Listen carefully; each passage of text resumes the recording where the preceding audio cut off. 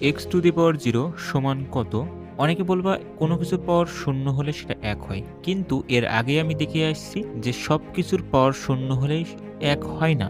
0 বাদে অন্য যেকোনো নাম্বারের উপর পাওয়ার যদি 0 হয় তাহলে 1 হয়। বাট এই যে কোনো কিছুর পাওয়ার 0 হলে 1 হয়, এটা কেন হয়? চলো একটা ইন্টারেস্টিং ওয়েতে এটা প্রমাণ করার চেষ্টা করি। যদি x কিউবকে x কিউব দ্বারা ভাগ করি তাহলে কত হবে? তুমি বলবা x কিউব মানে কি? x ৩ বার গুণ হবে ডিভাইডেড বাই নিচেও x কিউব অর্থ কি x কে আবার ৩ বার গুণ করব। Very good. এবার আমরা এগুলোকে সেপারেট করে দেই। রাইট সাইডে পাবো কি? x to the power 3 minus 3 কারণ বেস যখন সেম হয় তখন পাওয়ার পর কি মাইনাস হয় যদি ভাগ আকারে থাকে। তাই করলাম।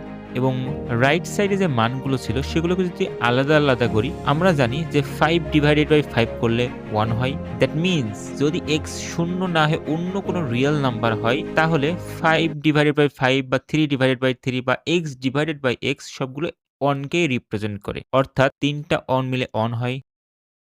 ধন্যবাদ।